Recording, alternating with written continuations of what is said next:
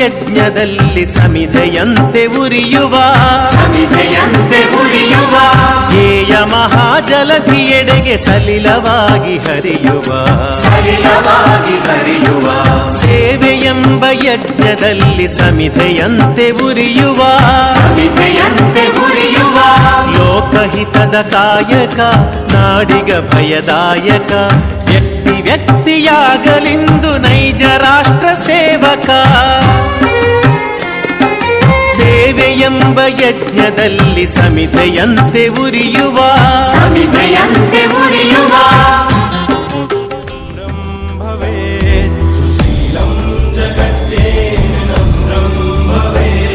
श्रुतं चैव यत्कण्टकाकीर्णमार्गम्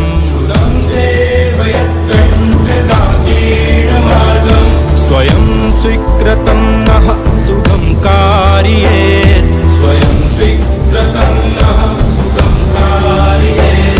समुत्कर्षणुः श्रेयसस्येकमुग्रम्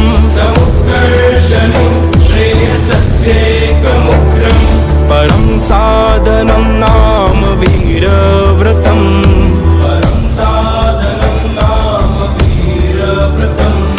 तदन्तः स्फुरत्वक्षयाधेयनिष्ठा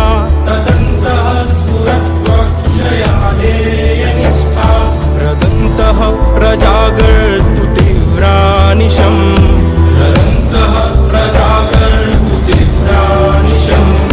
विजेत्री जनः संहता कार्यशक्तिर् विधायास्य धर्मस्य संरक्षणम्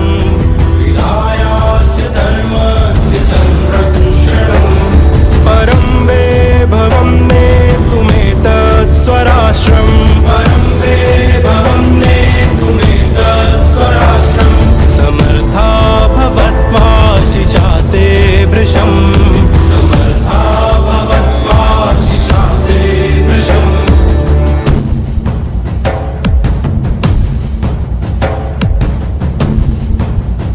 भारत माता की।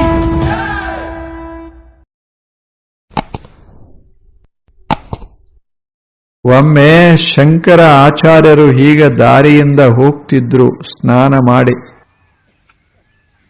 ಬಹಳ ದೊಡ್ಡವರು ಶಂಕರಾಚಾರ್ಯರು, ಕೇಳಿರಬೇಕು ಹೆಸರನ್ನು. ಅವರು ಅದ್ಭುತವಾದ ಸಿದ್ಧಾಂತವನ್ನ, ತಾತ್ವಿಕ ಸಿದ್ಧಾಂತವನ್ನ ಜಗತ್ತಿಗೆ ಪರಿಚಯಿಸಿದವರು.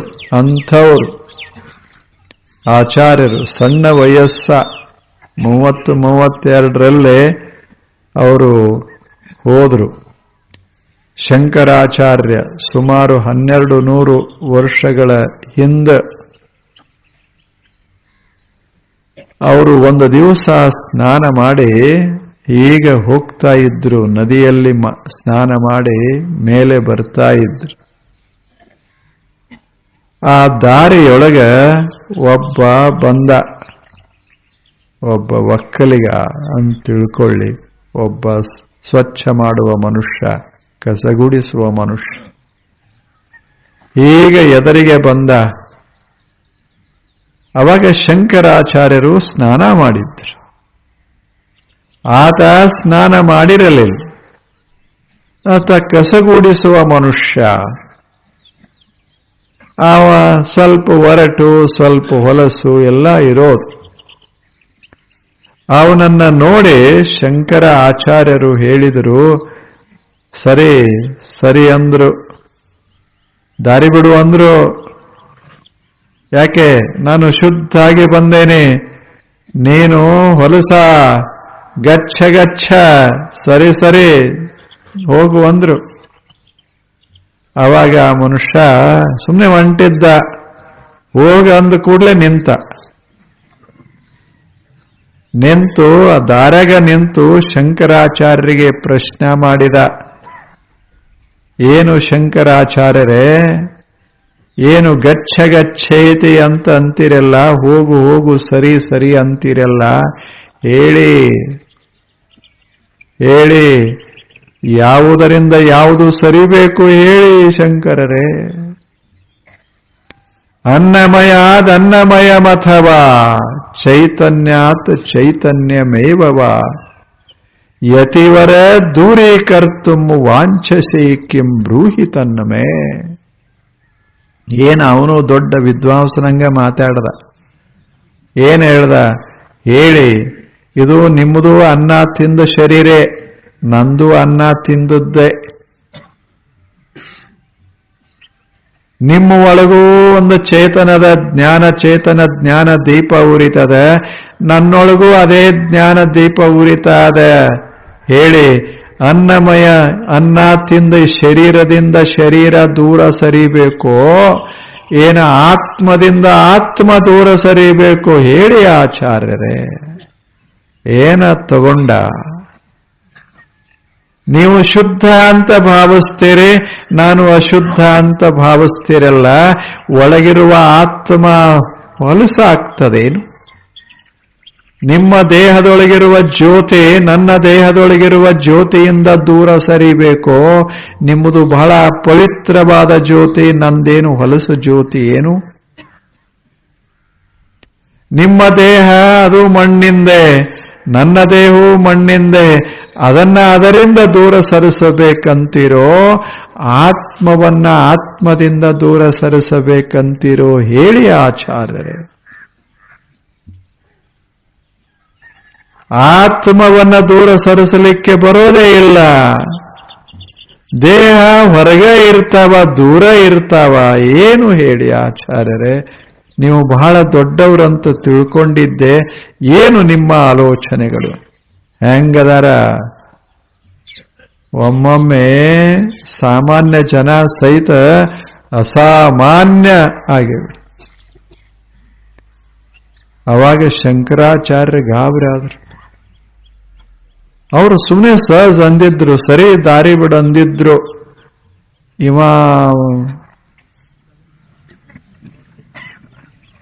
ಏನಿವರು ತತ್ವಜ್ಞಾನಕ್ಕೆ ಕೈ ಹಾಕಿಬಿಟ್ಟು. ಶಂಕರಾಚಾರ್ಯ ಹೇಳಿದ್ರು, ಇಡೀ ಜಗತ್ತೆಲ್ಲ ಬ್ರಹ್ಮಮಯ ಅಂತ ಹೇಳಿದ್ರು. ಅದನ್ನ ಶುರು ಮಾಡಿದ. ನೀವ ಹೇಳಿಲ್ಲೇನು ಜಗತ್ತೆಲ್ಲ ಬ್ರಹ್ಮಮಯ ಅಂತ, ಎಲ್ಲವೂ ದೇವಮಯ ಅಂತ ಹೇಳಿರಿ, ಈಗ ಸರಿ ಸರಿ ಅಂತಿರಲ್ಲ, ಇದು ಹೇಗೆ ಆಚಾರ್ಯರೇ? ಅನ್ನಮಯಾದನ್ನಮಯಮಥವಾ ಚೈತನ್ಯಾತ್ ಚೈತನ್ಯಮೇವವಾ. ಯತಿವರ, ನೀವೆಲ್ಲ ದೊಡ್ಡವರು, ಯತಿವರರು, ಶ್ರೇಷ್ಠ ಯತಿಗಳು. ಬ್ರೂಹಿ ತನ್ಮೇ ಅನ್ನಮಯಾದನ್ನಮಯಮಥವಾ ಚೈತನ್ಯಾತ್ ಚೈತನ್ಯಮೇವವ ದೂರೀಕರ್ತುಂ ವಾಂಛಸಿ ಕಿಂ ಬ್ರೂಹಿ ತನ್ಮೇ. ಯಾವುದರಿಂದ ಯಾವುದನ್ನ ದೂರ ಸರಿಸಬೇಕು ಅಂತ ನೀವು ಇಚ್ಛಿಸುತ್ತೀರೋ ಹೇಳಿ ನನಗೆ. ಹೆಂಗಾಗಿರಬೇಡ ಶಂಕರಾಚಾರ್ಯ, ಅವ್ರದೇ ತತ್ವಜ್ಞಾನ ಅವರಿಗೆ ಹೇಳ್ದ. ಜಗತ್ತಿನಲ್ಲಿ ಏನೂ ಇಲ್ಲ, ಎಲ್ಲವೂ ದೇವರು ಅಂತ ಹೇಳಿದವರು ಶಂಕರ್. ಇಲ್ಲಿ ಯಾವ್ಯಾವುದೂ ಇಲ್ಲ, ಬರೇ ಏಕಮೇವಾದ್ವಿತೀಯಂ ಬ್ರಹ್ಮ.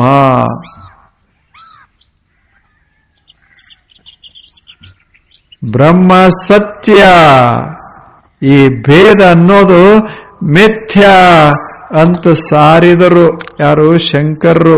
ಅದನ್ನ ಇವ ಹೇಳ್ದ. ನೀವ ಹೇಳಿದಿರಿ ಎಲ್ಲ ಜಗತ್ತೆಲ್ಲ ಬ್ರಹ್ಮಮಯ ಅಂತ, ಮತ್ತೀಗ ಸರಿ ಅಂತೀರಲ್ಲ, ನಿಮ್ಮದು ಯಾವ ತತ್ವಜ್ಞಾನ? ಆವಾಗ ಶಂಕರರ ಕಣ್ಣು ತೆರೀತು. ಅವರು ಹೇಳಿದರು, ಜಾಗ್ರತ್ ಸ್ವಪ್ನ ಸುಷುಪ್ತಿಷು ಸ್ಫುಟತರ ಯಾ ಸಂವಿದುಜೃಂಭತೆ ಯಾ ಬ್ರಹ್ಮಾದಿ ಪಿಪೀಲಿಕಾಂತ ತನುಷು ಪ್ರೋತಾ ಜಗತ್ ಸಾಕ್ಷಿಣಿ ಸೈವಾಹಂ ನ ಚ ದೃಶ್ಯ ವಸ್ತ್ವಿತಿ ದೃಢ ಪ್ರಜ್ಞಾಪಿ ಯಸ್ಯಾಸ್ತಿ ಚೇತ್ ಚಾಂಡಾಲೋಸ್ತು ಸತು ದ್ವಿಜೋಸ್ತು ಗುರುರಿತ್ತೇಷಾ ಮನೀಷಾಮ. ಶಂಕರಾಚಾರ್ಯರು ತತ್ಕ್ಷಣ ಕಣ್ತೆರೆದರು. ನಾವು ಅದರ ಜಗಳ ಮಾಡ್ತಿದ್ದೇವೆ. ಅವರು ಬಲ್ಲವರು, ತತ್ಕ್ಷಣ ಹೊಳಿತವರಿಗೆ ಇವೇನು ಸಾಮಾನ್ಯ ಮನುಷ್ಯ ಅಲ್ಲ, ಈತ ಬಹಳ ದಡ್ಡ ಅಂತ ನಾ ತಿಳ್ಕೊಂಡೆ, ಇವ ಅಸಾಮಾನ್ಯ ಮನುಷ್ಯ. ಜಾಗ್ರತ್ ಸ್ವಪ್ನ ಸುಷುಪ್ತಿಷು ಸ್ಫುಟತರ ಯಾ ಸಂವೇದು ಜೃಂಭತೆ. ಜಾಗ್ರ ಅವಸ್ಥೆಯೊಳಗ, ಸ್ವಪ್ನ ಅವಸ್ಥೆಯೊಳಗ ಮಲ್ಕೊಂಡಾಗ ಯಾವ ಬೆಳಕ ಒಳಗೊಂದಿರ್ತದ, ಜಾಗ್ರಾವಸ್ಥೆಯಲ್ಲಿ ಜಗತ್ತನ್ನ ನೋಡ್ಲಿಕ್ಕೆ, ಜಗತ್ತನ್ನ ತಿಳಿದುಕೊಳ್ಳುವಂಥ ಜ್ಞಾನದ ಬೆಳಕ, ಕನಸಿನಲ್ಲಿ ಕನಸಿನ ಜಗತ್ತನ್ನ ತೋರಿಸುವಂಥ ಜ್ಞಾನದ ಬೆಳಕ, ನಿದ್ರೆಯೊಳಗ ಸಂತೋಷವನ್ನ ಪ್ರಕಾಶ ಮಾಡುವಂಥ ಜ್ಞಾನದ ಬೆಳಕ, ಇದು ಒಳಗಿರ್ತದ. ಜಾಗ್ರತ್ ಸ್ವಪ್ನ ಸುಷುಪ್ತಿಷು ಸ್ಫುಟತರ, ಯಾವುದು ಉಜೃಂಭತೆ, ಯಾವುದು ಸ್ಫುರಿಸ್ತಾ ಇರ್ತದೆ, ಒಳಗ ಜ್ಞಾನದ ದೀಪ ಉರಿತಾ ಇರ್ತದೆ. ನಾವು ಮಲಗಿದರೇನು, ನಾವು ಎದ್ರೆ, ನಾವು ನಿದ್ರೆ ಮಾಡುವಾಗ ಕನಸ ಕಂಡ್ರೇನು ಅಥವಾ ಗಾಢವಾಗಿ ನಿದ್ರಿಸಿದರೇನು, ಯಾವಾಗಲೂ ಒಂದು ಒಳಗೆ ಜ್ಯೋತಿ ಹೊಳಿತಾದ ಜ್ಞಾನದ ಜ್ಯೋತಿ. ಯಾ ಬ್ರಹ್ಮಾದಿ ಪಿಪೀಲಿ ಕಾಂತ ತನುಷು ಪ್ರೋತ ಜಗತ್ ಸಾಕ್ಷಿಣಿ. ಯಾವುದು ಬಹಳ ದೇವನಿಂದ ಹಿಡಿದು ಅಥವಾ ದೊಡ್ಡವರಿಂದ ಹಿಡಿದು ಪ್ರತಿಯೊಂದು ಪ್ರಾಣಿಯ ದೇಹದಲ್ಲಿ ಹೆಂಗ ಹೆಣೆಯಲ್ಪಟ್ಟದ, ಒಳಗ ಸೂತ್ರವಾಗಿ ನಿಂತದ, ಇದು ಯಾ ಬ್ರಹ್ಮಾದಿ ಪಿಪೀಲಿ ಕಾಂತ. ಒಂದು ಇರಿವಿ ಆಗಲಿ, ಒಂದು ಕಡೆ ದೇವ ಯಾರ ವಿಷ್ಣು ಅಥವಾ ಬ್ರಹ್ಮ ಅಥವಾ ಶಿವ ಆಗಲಿ, ಅಲ್ಲಿಂದ ಇಲ್ಲಿಯವರೆಗೆ ಯಾವುದು ಸತ್ಯ, ಯಾವ ಬೆಳಕ ಎದೆಯೊಳಗ ಹರಿವೆ ಅದ, ಪ್ರೋತ ಒಳಗ ಅದ ಸೂತ್ರವಾಗಿ, ಜಗತ್ ಸಾಕ್ಷಿಣಿ ಅದು ಎಲ್ಲಕ್ಕ ಸಾಕ್ಷಿಯಾಗ್ಯದ. ಸೈವಾಹಂ ನಚ ದೃಶ್ಯ ವಸ್ತು ಇತಿ ಪ್ರಜ್ಞಾಪಿ ಯಸ್ಯಾಸ್ತಿ ಚ. ಅಂಥ ಒಳಗಿರುವಂಥ ಜ್ಞಾನದ ಬೆಳಕ, ಆ ಜ್ಞಾನ ದೀಪವೇ ನಾನು. ಜಗತ್ತನ್ನೆಲ್ಲ ಹರವಿದಂಥ, ಜಗತ್ತಿನ ಒಳಸೂತ್ರವಾದಂಥ ದೇವನೇ ನಾನು ಅಂತ ಯಾರು ತಿಳಿದುಕೊಳ್ಳುತ್ತಾರ, ಅಂಥವರು ಹೊಲಸಾದ್ರೆ ಏನಾಯ್ತು, ಸ್ವಚ್ಛ ಆದ್ರೆ ಏನಾಯಿತು ಅಂದು ಕೊನೆಗೆ ಹೇಳ್ತಾರೆ, ಸೈವಾಹಂ ನಚ ದೃಶ್ಯ ವಸ್ತು ಇತಿ ದೃಢ ಪ್ರಜ್ಞಾಪಿ ಯಸ್ಯಾಸ್ತಿ ಚೇತ್ ಚಾಂಡಾಲೋಸ್ತ್ ದ್ವಿಜೋಸ್ತ್ ಗುರುರಿತ್ತೇಷ ಮನೇಷ. ಏನು ಹೇಳ್ತಾರೆ, ಈಗ ಯಾವ ಕೇಳ್ದ ಅವನ ಬಗ್ಗೆ ಹೇಳ್ತಾರೆ, ಎಂಥ ಜ್ಞಾನಿ ಮನುಷ್ಯ ನೀನು ಯಾರಾದರೂ ಆಗಿರು, ಹೊಲಸರೇ ಆಗಿರು, ಸ್ವಚ್ಛರೇ ಆಗಿರು. ಅವನಿಗೆ ಹೇಳ್ತಾರೆ ಕಸ ಗೂಡಿಸವಾಗ, ಮಹಾನುಭಾವ ನೀನು ನನ್ನ ಗುರು. ಏನು ಶಂಕರಾಚಾರ್ಯ, ಎಷ್ಟು ದೊಡ್ಡ ಮನಸ್ಸು. ಒಂದು ಪ್ರಶ್ನೆ ಕೇಳಿದ್ದಕ್ಕೆ ಅವನಲ್ಲಿ ಗುರುತ್ವ ಕಾಣಬೇಕಾಗಿತ್ತು ಅಂದ್ರೆ ಎಷ್ಟು ನಿರಹಮ್ಮಿರಬೇಡ ಶಂಕರಲ್ಲಿ.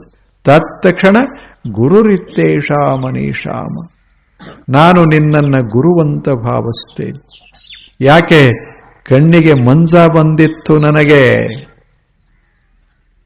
ಮಂಜ ಬಂದಿತ್ತು, ನೀ ಬ್ಯಾರೆ, ನೀನು ಹೊಲಸ, ನಾನು ಸ್ವಚ್ಛ ಅಂತ ಅನ್ಸಿತ್ತು. ಅದು ಈಗ ಹೋಯಿತು, ಅದನ್ನು ತೆಗೆದಿಯಲ್ಲ, ನೀನೇ ನನ್ನ ಗುರು. ಇಲ್ಲ, ಏನು ಮಾತು. ಆದ್ದರಿಂದ ಅವರು ದೊಡ್ಡವರು. ಒಬ್ಬ ಹೊಲಸ ಮನುಷ್ಯ, ಕಸ ಹೊಡೆಯುವ ಮನುಷ್ಯ ಒಂದು ಪ್ರಶ್ನೆ ಕೇಳ್ದ, ಹಿಂಗ ಕೇಳಿದ್ದ, ಶಂಕರಾಚಾರ್ಯ ತಲೆ ಬಾಗಿಸಿ. ಬರೇ ಅಷ್ಟೇ ಅಲ್ಲಿಲ್ಲ, ನೀನು ನನಗೆ ಸಾಕ್ಷಾತ್ ಗುರು.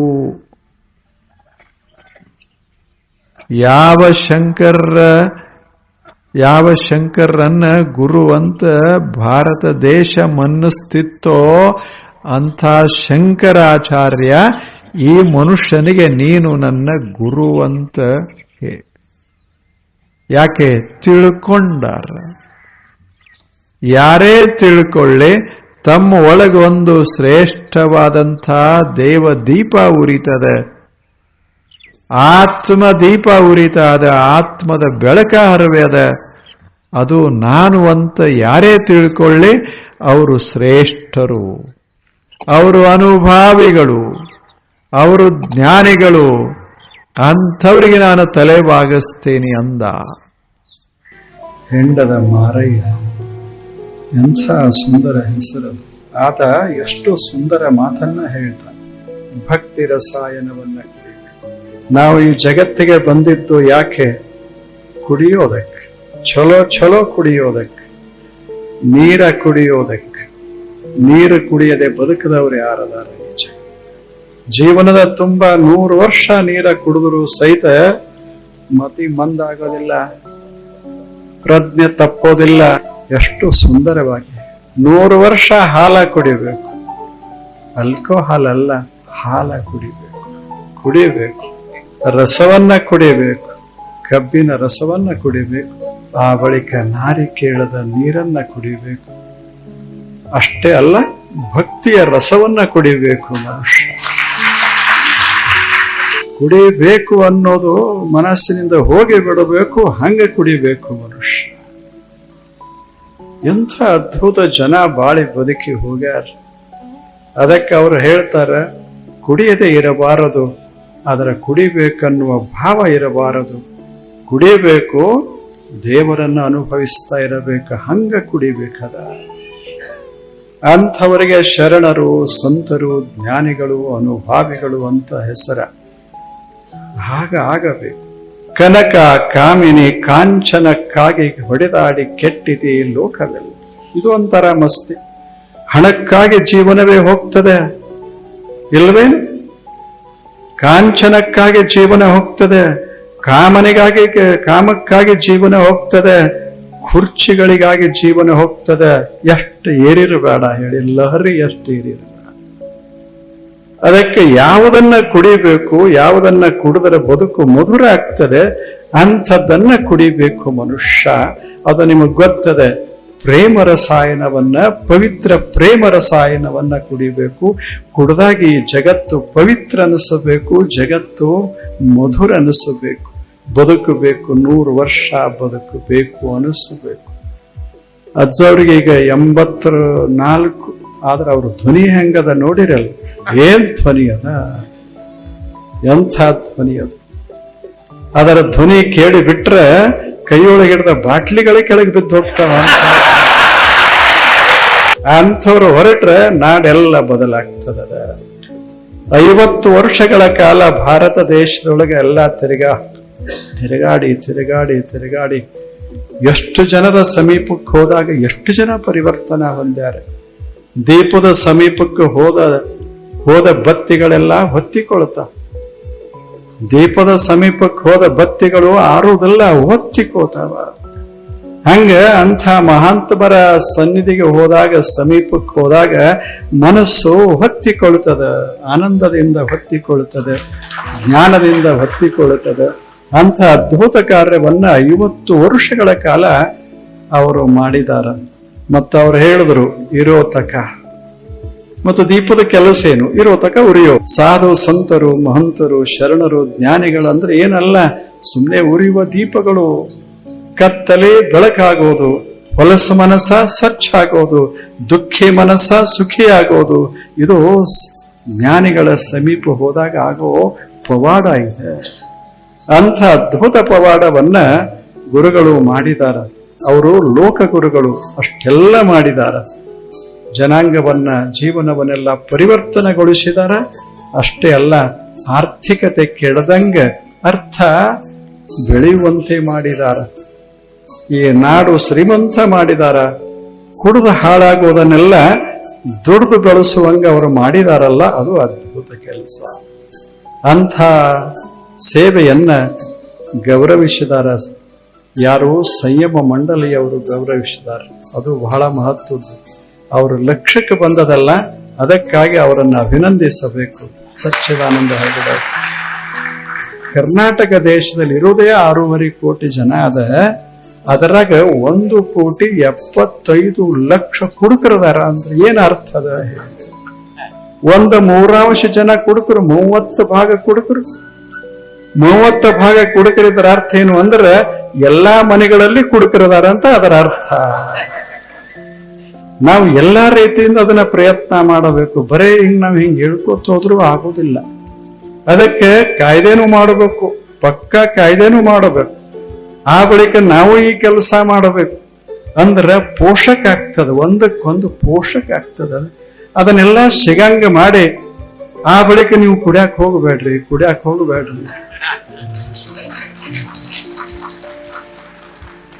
ಹಂಗ ಆಗೋದಿಲ್ಲ. 11 ವರ್ಷದ ಹುಡುಗರು ಕುಡಿಯಾಕ ಶುರು ಮಾಡ್ಯಾರ. ಇದರ ಅರ್ಥ ಏನು? ದೇಶ ಹಾಳಾಯ್ತು ಅಂತ ಅದರ ಅರ್ಥ. ವಿಚಾರ ಮಾಡಬೇಕು. ಮಕ್ಕಳು 11ರವರು ಕುಡಿದ್ರೆ ಅವ್ರ ಮಕ್ಕಳು ಹೆಂಗಾಗಿರ್ಬೇಡ, ಅವು 1ಕ್ಕೆ ಕುಡಿಯಾಕ ಶುರು ಮಾಡ್ತಾರೆ. ಆಲೋಚನೆ ಉಳಿದ ಎಲ್ಲಾ ಸಮಸ್ಯೆಗಳಿಗೆ ಬಹಳ ಮಹತ್ವ ಕೊಡದೆ ಮೊದಲು ಇದನ್ನು ಬಿಡಿಸಬೇಕು. ಕಾಯ್ದೆ ಕಡ್ಡಾಯವಾಗಿ ಮಾಡಬೇಕು. ಕೆಲವು ಮಾಡಬೇಕು. ಎಲ್ಲರೂ ಕೂಡಿ ನಾವು ಪ್ರಯತ್ನ ಮಾಡಿ ಕಡ್ಡಾಯವಾಗಿ ಅದನ್ನ ಮಾಡಿ ಆ ಬಳಿಕ ನಾವು ಪ್ರಯತ್ನ ಮಾಡೋದು. ಇಷ್ಟಾಗೇನು ಕುಡಿತಾರಲ್ಲ, ಆ ಬಳಿಕ ಎಲ್ಲರೂ ಅದಕ್ಕೆ ಪ್ರಯತ್ನ ಮಾಡಿದ್ರೆ ಸಿಗದಂಗೆ ಮೊದಲು ಮಾಡಬೇಕು. ಯಾವುದರಿಂದ ಏನಾಗುತ್ತದೆ, ಏನು ಕುಡಿಬೇಕು, ಏನು ಕುಡಿಬಾರದು, ಏನು ತಿನ್ನಬೇಕು, ಏನು ತಿನ್ನಬಾರದು, ಇದು ಪ್ರಜ್ಞಾ. ಇದಕ್ಕೆ ಧರ್ಮ ಅಂತ ಕರೆದಾರ. ಕನಿಷ್ಠ ಇಷ್ಟು ನಾವೆಲ್ಲ ಬುದ್ಧಿವಂತರೇ. ನಾವು ಕೊನೆಗೆ ವಿಕಾಸದ ಕೊನೆಯ ಹಂತದಲ್ಲಿ ಅದೇವಿ ಅಂತ ನಾವು ಹೇಳ್ಕೊತೇವೆ. ಆದ್ರೆ ವಿಕಾಸದ ಕೆಳಗಿನ ಹಂತದವರು ಏನು ಮಾಡೋದಿಲ್ಲ, ಅದನ್ನ ನಾವು ವಿಕಾಸದ ಕೊನೆಯ ಹಂತದವರು ಮಾಡ್ತಾ ಇದ್ದೇವೆ. ಇದು ಆಶ್ಚರ್ಯ ಅಲ್ಲ? ಎಷ್ಟು ಆಶ್ಚರ್ಯ! ನಾವು ಸ್ವಲ್ಪ ಆಲೋಚನೆ ಮಾಡಬೇಕು. ದ್ರಾಕ್ಷಿ ಎಷ್ಟು ಸವಿಯಾದ ದ್ರಾಕ್ಷಿ ತಿನ್ನಂತ ಕೊಟ್ರೆ ಅದನ್ನೆಲ್ಲ ಕೆಡಿಸಿ ಫರ್ಮೆಂಟೇಶನ್ ಮಾಡಿ ಅದನ್ನ ಸಂಪೂರ್ಣ ಅದರದ್ದು ಎಲ್ಲ ಮುಗಿಸಿ ಅದರಾಗಿಂದ ಒಂದು ಏನು ಬರ್ತದಲ್ಲ,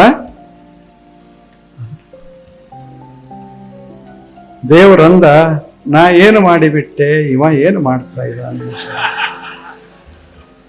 ಮತ್ತಿಟ್ಟೆಲ್ಲ ಮಾಡ್ಕೊಂಡು ದೇವ್ರ ಹತ್ತಿರ ಹೋಗಿ ಬೇಡ್ಕೋತಾನ. ಮತ್ತೇನು ಏನು? ಅದಕ್ಕೆ ದೇವ್ರು ಯಾವ ಗುಡಿಯಾಗ ಅಲ್ಲೇ ಇಲ್ಲೇ ಎಲ್ಲಾ ಕಡೆಯಿಂದ ಮರಿಯಾಗಿ ಬಿಟ್ಟೆ. ಯಾಕೆ ಮರಿ ಅದಂದ್ರ ಇವ ಏನು ಮಾಡಿ ಬರ್ತಾನೆ ಹೇಳಕ ಬರುದಿಲ್ಲ. ಜಗತ್ತಿನ ಎಲ್ಲಾ ಸಂತರು ಜ್ಞಾನಿಗಳು ಹೇಳುವ ರೀತಿ ಅದೇ.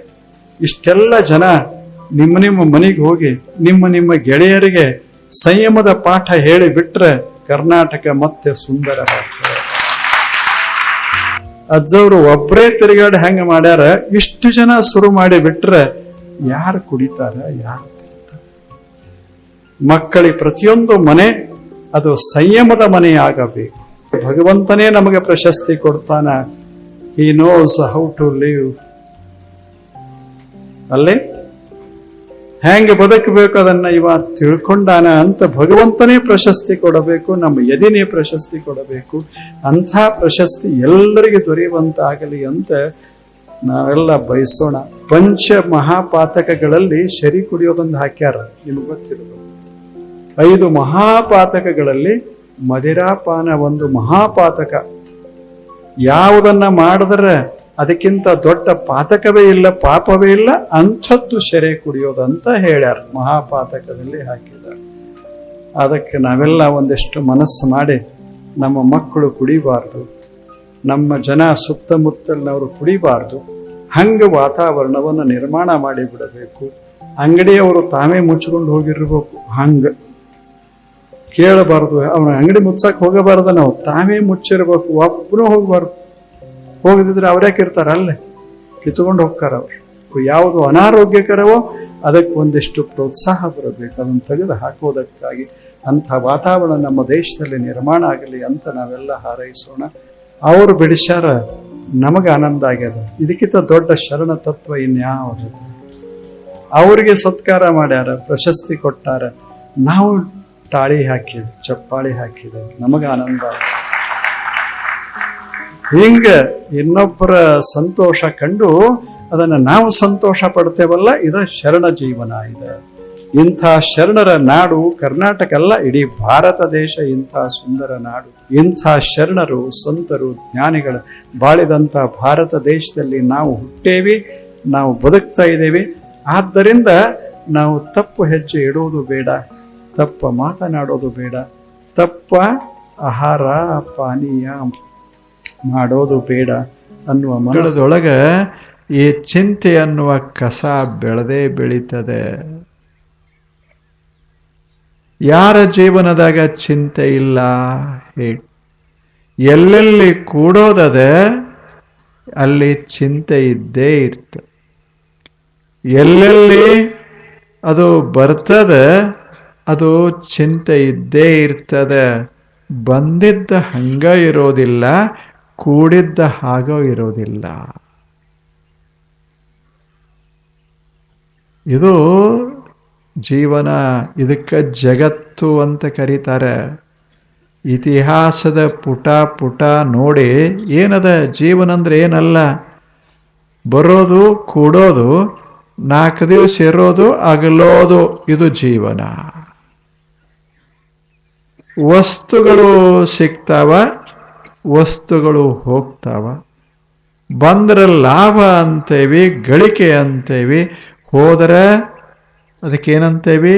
ಹಾನಿ ಅಂತೇವಿ. ಹೋಯಿತು.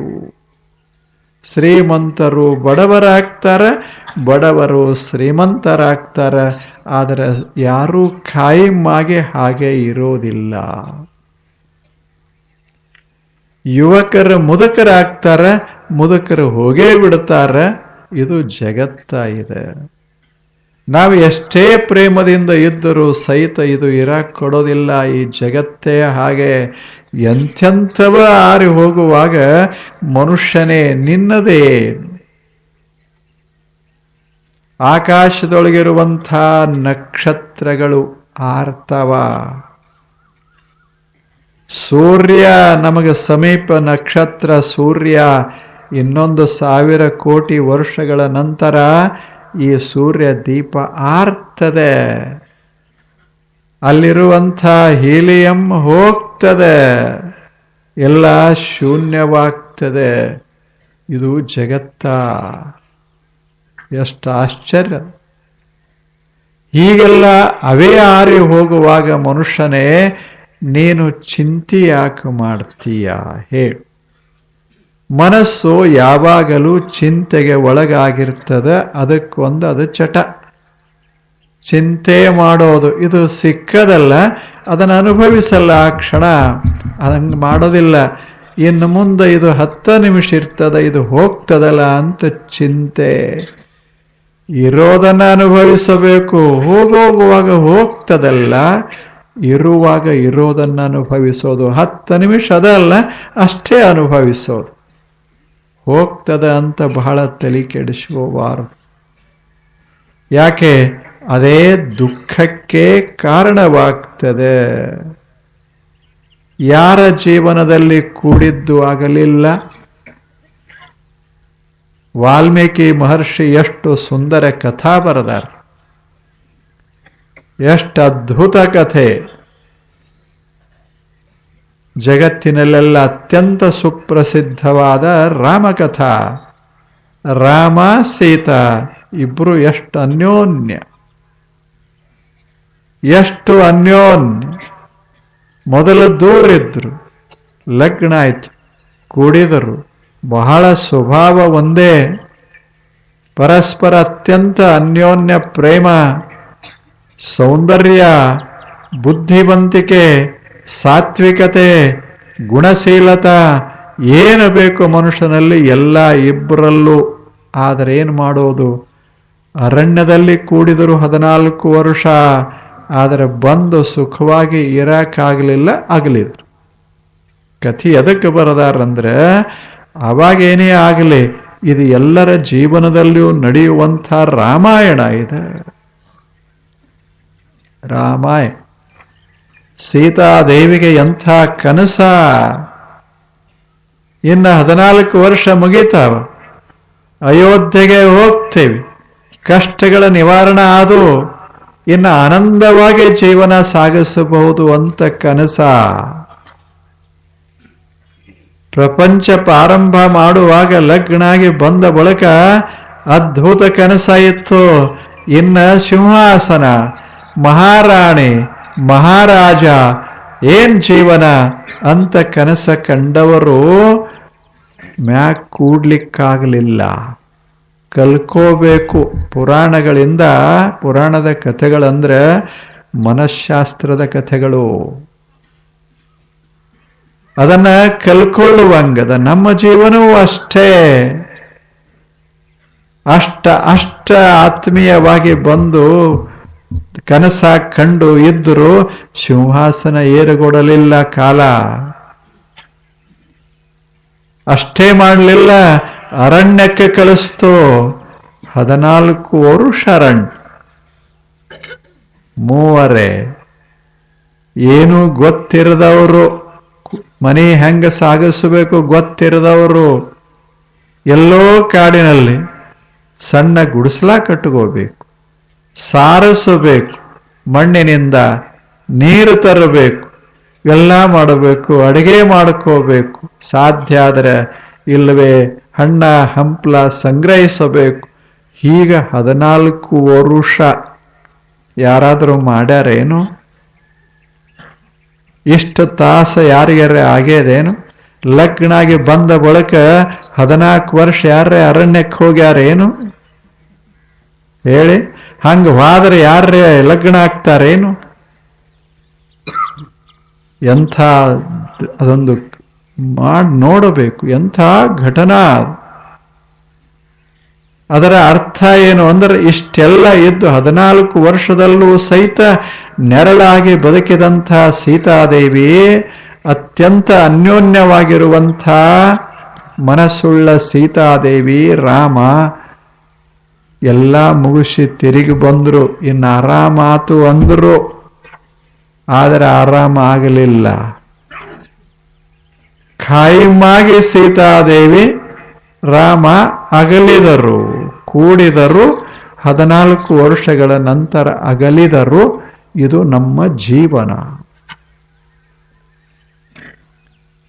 ಇದು ಜೀವನ.